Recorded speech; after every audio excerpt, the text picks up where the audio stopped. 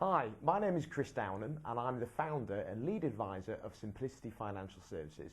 We specialise in helping first-time buyers get their foot on the property ladder. This video will provide 6 top tips to help you, the first-time buyer.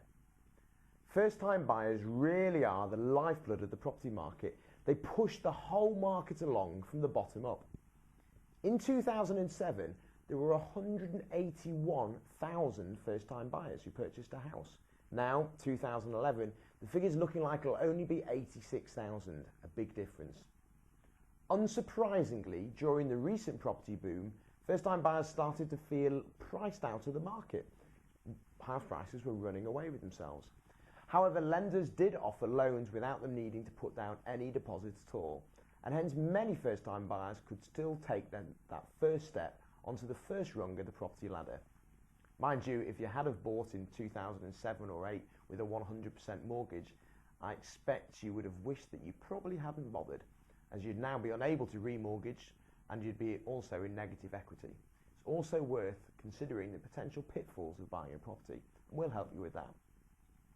Landlords are now acting as the slightly dampened fuel for the property market, buying up houses traditionally purchased by first-time buyers, which in turn allows the previous owners of those properties to move up the property ladder, thus fueling the market. The combination of more people renting and record low interest rates has meant that in all areas of the UK, it's now cheaper to pay a repayment mortgage than it is to rent. On top of the immediately saving in your monthly costs is the far more important factor of actually one day owning your own house, meaning that you do not have to pay rent in retirement and in effect live in poverty when you should be enjoying your golden years. Finally, renters often have nothing to leave on their death and hence do not help their children by allowing wealth to cascade down generations. So there are many benefits of being a homeowner. A recent survey entitled Generation Rent stated that 77% of people still aspire to buy their own home, so the demand is still there. If you're one of the 23% who are happy as a lifelong renter, then this article or this video is not for you. But all I can say is that when you're making that decision, make sure you consider the long-term consequences of never owning your own home, rather than just the short-term benefits. The crazy thing is that 63% of first-time buyers want to avoid what they perceive as the associated stress and anxiety of buying a home and getting a mortgage. Yet only 9% of those people actually take independent advice. At Simplicity, we want to help you build a strategy that would end in home ownership, perhaps years before you actually end up buying. You don't just have to come to us when you're ready to buy the house. We'll help you years in advance. Enough of the prologue, now to my 6 top tips. Number 1, the bank of mum and dad. Some say that due to your parents living through a time of unprecedented prosperity in property prices, rising, jobs for life and decent pensions, they owe it to their children to give them a hand up. Others feel that the option of not letting your child buy a house could well mean that they end up eventually living in retirement poverty, and hence if they loved you, they'd help you. I feel that these are both sound arguments, but maybe the bank of mum and dad should be approached using less emotional tactics. Your parents do not need to have a £30,000 in an account labelled the son and daughter's deposit. If they do, then great, but the chances of that are slim. They can help you get on the property ladder in several ways. They could put a part of their home up as security, so they don't actually need liquid cash, so that the lender you get your mortgage off would then give you 100% of the value of your property. Several lenders are now doing these sort of innovative loans, designed specifically to help first-time buyers onto the property ladder. They could borrow the deposit against their own home and either gift it to you or loan it to you, whereby you could make monthly payments to them for the interest, and then when you remortgage or sell in the future, you could repay them the entire of their loan that they gave to you to help you initially out onto the property market. Other options exist as to how parents can help their children get onto the property ladder. And at Simplicity, we are happy to work with you and your parents to find a solution that works for all parties. Tip number 2, buying at the best possible price. Being a first-time buyer means that you have nothing to sell and hence are not involved in a chain that could potentially collapse or massively delay completion. Estate agents and vendors do not like chains. Also, you're often very flexible as to how quickly or slowly, you can move. It's not all about saying I can complete in 4 weeks' time, when some sellers may not be in any rush to sell, but they may want to know that they definitely have a buyer. I believe this puts you in a position where you should look for at least 5% off the purchase price.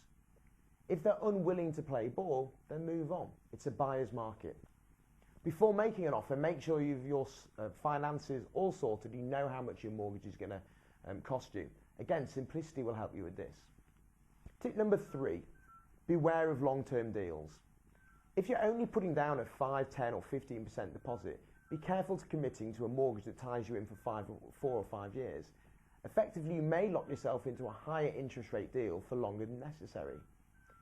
It might make sense to go for a 2-year deal and during that time to overpay your mortgage and add value to the property so that when you remortgage time comes in 2 or 3 years' time, you can move from maybe a 90% loan to an 80% loan or 85 to 75% and hence get a much better long-term deal.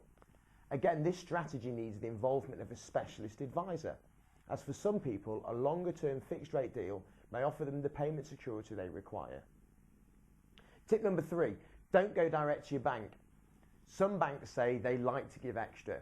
I think the truth is that they prefer to take extra. Banks rely on customer loyalty from current account holders to then sell a raft of overpriced mortgage and insurance products. A bank has to offer you the best mortgage or insurance from their very limited stable of products. An independent advisor such as myself has to offer you the best mortgages and insurance from the whole of the market. This is not to say that you might not get lucky and by chance walk into your own bank who is offering the very best deals in the market and also ones that you qualify for, but it is unlikely. The very best independent advisors will search the whole of the market, and if it is best for you to go and deal directly with your bank, then they'll tell you to go and do this. They can still help you out with your insurances, and they'll probably charge you a fee for giving you absolutely the best advice. But the net result is that you will save thousands in interest and save a lot of time, as well as having the peace of mind of knowing you've made the very best decision. Tip number 4, consider buying with friends or renting a room. You do not have to do this alone. I live with my brother, his wife and his kids, along with my wife and children. It's a very happy arrangement, both personally and financially. You could also consider renting a room out to a friend to help you pay the mortgage. The government offer a rent-a-room scheme that allows you to rent out a room and receive £4,250 a year tax-free. If you consider either of these options, make sure you take decent legal advice when you structure the purchase and have an insurance policy that allows you to rent a room to a paying lodger. Next tip, understand the incentives available. Home builders and the government offer various schemes to encourage affordable home ownership in the right areas and on new build properties. These incentives often replace or vastly reduce the need for a deposit and can be good options for the right type of person wanting to buy in the right area in a property that qualifies. As you can imagine, this does vastly reduce the number of properties available, but it's still well worth considering. One such scheme is known as First Buy. The government and the home builder will offer you a 20% deposit, repaid when you sell your home in the future, and then you only need a 5% deposit yourself, and this will give you access to only a limited number of lenders, but at least it'll be their products with a 25% deposit, and you can get some great rates. Finally, not really a tip, just a blatant plug for business. Before you do anything, you should contact myself, Chris Downham at Simplicity Financial Services via our website, www.simplicityfinancial.com, or you can ring me on 0845 688 6168. Thanks very much. Goodbye.